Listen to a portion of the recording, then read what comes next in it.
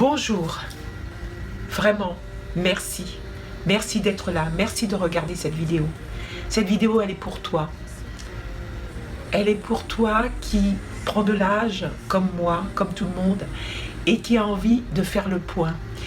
Donc, j'avais proposé la semaine dernière des exercices sur le livre « La joie de vieillir » de Martine Groult, et je voulais absolument qu'on les fasse ensemble. Et en définitive, eh bien, je suis seule devant cette caméra, et c'est pour toi que je vais répondre sans aucune préparation à ces questions.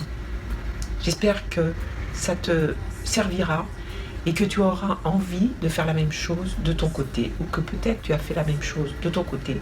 Et dans ce cas-là, vraiment, j'aimerais que tu me le dises dans les commentaires ou par message privé ou sur un mail envoyé à l'adresse qui figure sur mon site seniorité.com. D'avance, je te remercie. Alors voici les questions. Il y avait 2 questions pour cette première semaine d'exercice sur le livre « La joie de vieillir » de Martine Groult. Quelle était la première? La première question, c'était, je regarde mon grand cahier, je fais le point sur mon rapport à l'âge. La deuxième question, quelles sont mes croyances et mes peurs associées à l'âge? Alors, pour répondre à ces questions, Martine Groult nous donne quelques pistes. Et je vais répondre aux questions au fur et à mesure pour détailler un petit peu les réponses à ces questions. Donc elle nous donne comme piste, je fais la liste des inconvénients et des avantages que j'attribue au fait de vieillir. Quels sont les inconvénients? Quels sont les avantages? On va commencer par les inconvénients. Les inconvénients, en ce qui me concerne, c'est que je suis peut-être un tout petit peu plus isolée qu'avant. Pourquoi? Parce qu'autour de moi, tous mes amis vieillissent aussi. Et donc, toutes les fêtes d'antan que nous faisions beaucoup, parce que moi je suis dans un milieu un peu musical, etc., eh ben, elles ont disparu. On ne se réunit plus du tout pour ça, on ne fait plus de fêtes, on sort plus, je ne sors plus. Alors l'inconvénient par rapport à l'âge, c'est que pendant longtemps je suis sortie seule, et qu'un jour je me suis dit, bon ben quitte à être seule, autant rester chez moi. Donc voilà, ça c'est un des inconvénients, je n'ai plus ce que j'adore faire qui est de danser, et ben je ne le fais plus, rarement, très très rarement. Et ça ne me manque pas vraiment, j'avoue que je n'y pense pas, mais je sais que par contre si je le faisais, ça me plairait énormément. Ça, c'est une chose, c'est comme ça.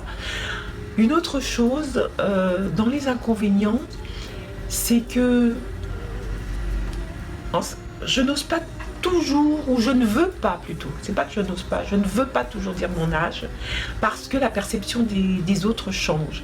Maintenant j'en fais un petit peu un argument, puisque je voudrais rassembler autour de moi une communauté de personnes qui prennent de l'âge et que j'appelle les adultes plus, et qui veulent néanmoins faire des tas de choses comme moi, dans tous les domaines, qui veulent faire partie intégrante de cette société, collaborer, travailler, avoir une activité, participer, être au contact des plus jeunes et être partie prenante, être demandé pour notre expérience, pour voilà.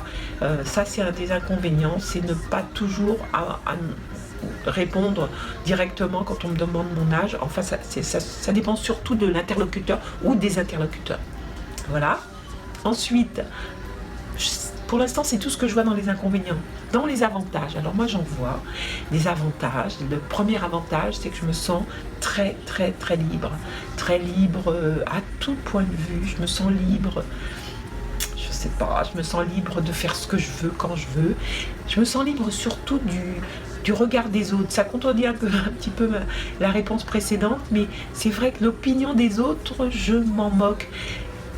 La réponse précédente, c'était la réaction, le changement d'attitude des autres que je comprends pas toujours et qui a tendance un peu à... Je trouve ça un peu dommage qu'on ne réagisse pas de la même façon quand on connaît l'âge de quelqu'un, mais c'est plutôt ça. Mais leur opinion réelle, vraiment ce qu'ils pensent du mal, du bien des adultes plus, ça m'est complètement égal, ça c'est vrai. Et j'aimerais qu'ils aient la même attitude, c'est tout, hein, envers moi. Alors, la liberté, voilà ce que j'aime, la liberté de pouvoir s'affranchir de l'opinion des autres, la liberté de mouvement, la liberté de prise de décision, la liberté aussi de pouvoir alors de pouvoir adopter une attitude par rapport aux situations, aux gens, aux challenges, etc. où je suis beaucoup plus distanciée. Je réagis plus à fleur de peau. Il y a des tas de choses que je faisais, comme me mettre assez souvent en colère, ou être choquée, ou répondre du tac au tac. Tout ça, je ne le fais plus parce que je vois plus du tout l'intérêt. Ça, c'est une chose. Dans les avantages, l'avantage, c'est que au niveau des responsabilités, on en a quand même moins. En ce qui me concerne, j'en ai pratiquement pas des responsabilités familiales et directes. Ouais, ça c'est quand même très sympa. Et en ce qui concerne la charge, oui, c'était quand même pendant toute une partie de ma vie, mon emploi du temps a été fixé par les activités de mes enfants, de mon partenaire, etc. Et maintenant, c'est plus du tout ça. Voilà, je me retrouve libre comme l'air. Je me lever à l'heure que je veux, manger à l'heure que je veux.